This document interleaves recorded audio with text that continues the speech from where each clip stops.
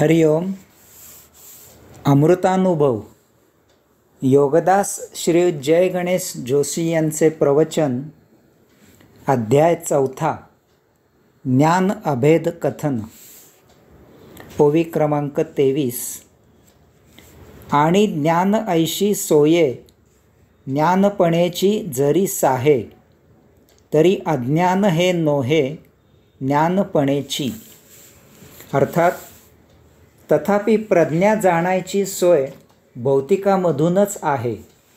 याचा अर्थ ते अज्ञान आहे असा नाही. प्रज्ञेची श्रेणी निर्विवाद सदा उच्चच आहे. प्रज्ञा भौतिक अज्ञान आणि आध्यात्मिक ज्ञान याद्वारा जाणता येत नाही. मग ती जाणायची कशी? जाणल्याशिवाय तिचा वापर करायचा कसा? हा योग जुळून आणायचा कसा? की याचा अर्थ ती जाणताच येत नाही. मग तिचा उपयोग काय? तर ते तसे नाही. याची सोय याच देही याच जन्मी त्या प्रभुविभूने केलेली आहे. हीच त्याची महान लीला आहे. कारण येथे वैश्विक लीला अनुभवण्यासाठी त्याने जीव निर्माण केला आहे. तो स्वतः देहधारी होऊन त्यात बंदिवान झाला आहे. जीवाने त्याची ही लीला अनुभवण्यात त्या प्रभुविभूचाच स्वार्थ आहे. यासाठी जीवाने प्रज्ञावंत असणे त्या प्रभुविभूच्याच सोयीचे आहे. यास्तव त्याने प्रज्ञा प्राप्त होण्याची सोय केली आहे. तथापि आपण त्या प्रभुविभूच्या सोयीने वागत नाही, तर आपण आपल्या सोयीने वागतो आणि योग साध्य न होण्यात, प्रज्ञेची जाणीव विसरण्यात हीच सर्वात मोठी अडचण आहे. हे समजायला फार सोपे आहे. यासाठी अज्ञानाची किंवा ज्ञानाची गरज नाही. फक्त त्यासाठी त्या प्रभुविभूला साथ द्यायची गरज आहे. यासाठी अज्ञान आणि ज्ञान म्हणजे काय ते नीट समजावून घ्यायला हवे. म्हणजे हे फार सोपे आहे याची जाणीव होईल. यासाठी एकचित्त होऊन खालील एक एक मुद्दा नीट लक्ष देऊन समजून घ्यावा. अज्ञान. अज्ञान म्हणजे आत्मज्ञान नसणे. तथापि अज्ञान म्हणजे देह जीवित ठेवण्याची कला आहे. ही कला प्रत्येक जीवाला उपजत असतेच.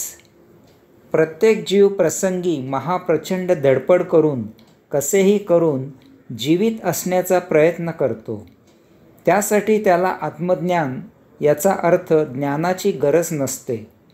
त्यासाठी या विरुद्ध आत्मज्ञान नसलेले अज्ञान त्याला पुरेसे आहे. यावरून एक गोष्ट स्पष्ट झाली, सिद्ध झाली की प्रज्ञेसाठी अज्ञानाची गरज नाही, तर देह जीवित ठेवण्यासाठी अज्ञानाची गरज आहे. ज्ञान. ज्ञान याचा अर्थ मी देह नसून मी आत्मा आहे असे जीवाने जाणणे. असे जाणणाऱ्या जीवाला जीवात्मा असे म्हणतात. याचा उपयोग असा आहे की या जाणीवेमुळे जीवाने देहाला जीवित राहण्यापलीकडे जास्त महत्त्व देऊ नये. त्याने अज्ञानाचा उपयोग करून देह जीवित ठेवावा. बस. या पलीकडे जर देह अन्य काही संवेदना देऊ लागला तर त्याकडे त्याने लक्ष देऊ नये. कारण तसे करणे हे अज्ञानाचे उल्लंघन करणे आहे. तसे करणे याचा अर्थ ज्ञानाची पायमल्ली करणे आहे. ज्ञान झुगारून देणे आहे. यावरून एक गोष्ट स्पष्ट झाली, सिद्ध झाली की प्रज्ञेसाठी ज्ञानाची गरज नाही, तर देहावर नियंत्रण ठेवण्यासाठी ज्ञानाची गरज आहे.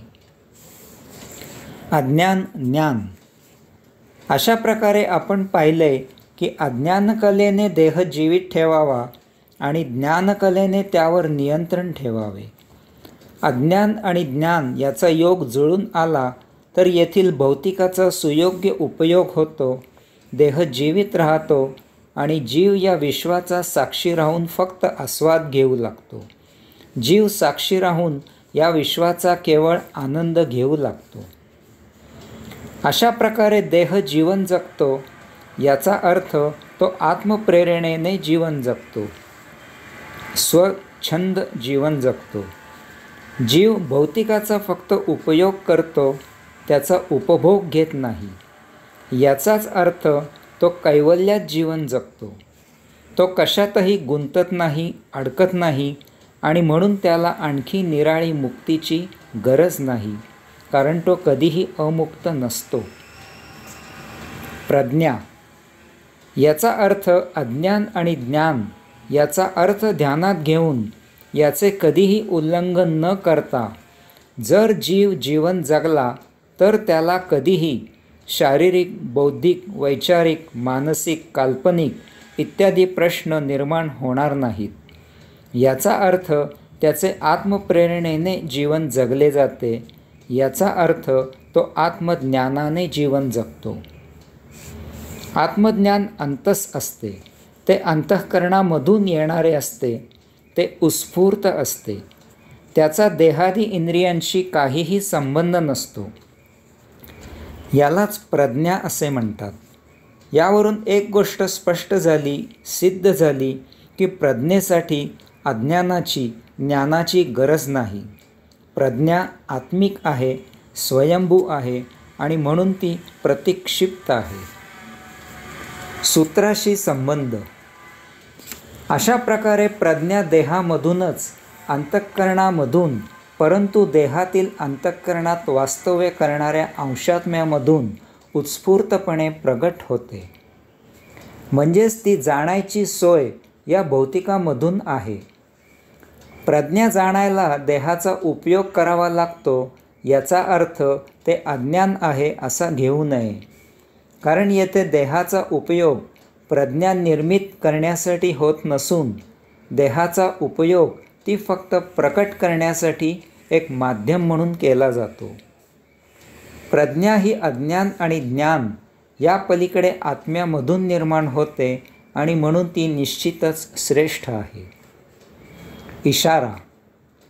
आता आपल्याला असे असूनही आपण संचिताच्या फेऱ्यात का अडकतो आणि अमुक्त का राहतो याचे कारण समजून घ्यायचे आहे. हा आपल्याला एक प्रकारचा जीवन कसे जगावे आणि याचबरोबर आयुष्य कसे जगू नये यासाठी मिळत असलेला इशारा आहे, धडा आहे. तो नीट गिरवायचा आहे आणि येथे प्रज्ञेने मुक्तात्मा म्हणून कैवल्यात जीवन जगायचे आहे. आपण बहुतेक वेळा ज्ञानामुळे मिळालेला इशारा झुगारून देतो, अज्ञानाला जवळ करतो आणि यामुळे आपण प्रज्ञेपासून दूर जातो. यामुळे आपल्यामधील ज्ञान कमी होते आणि अज्ञान वाढते. याचा परिणाम म्हणून आपल्यामधील समतोल बिघडतो. येथे जीवनाची घडी विस्कटते आणि आयुष्याची घडी घातली जाते.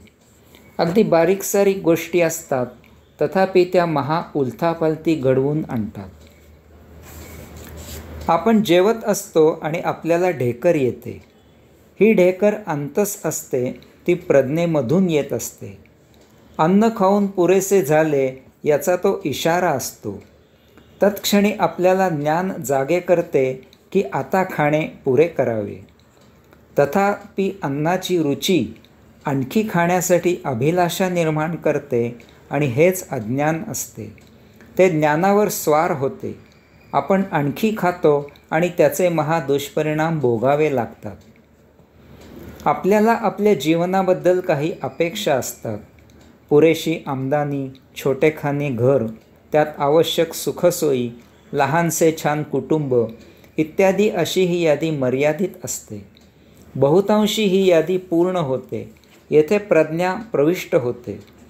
तथापि जसजशी एक एक गोष्ट मिळत जाते तसतशी ही यादी वाढत जाते. ज्ञान जाणीव करून देते की आपल्याला आपल्या लायकीपेक्षा भरपूर जास्त मिळाले आहे.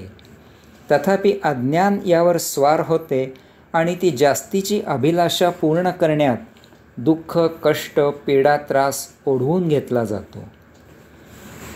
एखादी गोष्ट मिळवण्यासाठी आपण प्रयत्न करत असतो, तथापि ती गोष्ट आपल्याला मिळत नाही. हा संचिताप्रमाणे नियतीचा खेळ असतो. याची जाणीव प्रज्ञा करून देते आणि ते आपल्याला ज्ञानाने उमसते. तथापि अज्ञान इरेला पेटते आणि या ईर्षेमुळे आपण दुःखाच्या खाईत लोटले जातो. एखाद्या दिवशी आपली नियोजित कामे नाही म्हणजे मुळीच होत नाहीत. सर्वत्र नन्नाचा पाढा ऐकायला मिळतो. ज्ञानाने ही नियती वेळीच ओळखावी. तथापि आपला अहंकार दुखावला जातो. अज्ञान पुढाकार घेते. आपण जिद्दीने सरसावतो आणि चौपट नुकसान करून घेतो. या उलट आपली नियोजित सर्व कामे पटापट होत असतात आणि आपण हुरूप येऊन अज्ञानाच्या आहारी जाऊन आणखी कामे करू लागतो आणि यात आपल्याला अपयश येते, आपले नुकसान होते. ही यादी न संपणारी आहे. तात्पर्य इतकेच आहे की कधीही अज्ञानाला ज्ञान समजू नये आणि ज्ञानाला प्रज्ञा समजू नये. प्रज्ञेमधून जे ज्ञानामार्फत उमसते फक्त तेवढ्याचीच अज्ञानाने अंमलबजावणी करावी. ज्ञान किंवा अज्ञान ही प्रज्ञेची प्रचिती येण्यासाठी साधने आहेत. प्रज्ञा सर्वश्रेष्ठ आहे. ती संचितानुसार नियती जे जीवन देत असते त्याचा इशारा देणारी यंत्रणा आहे. तिच्यापुढे झुकून जीवन जगावे. हरि ओम.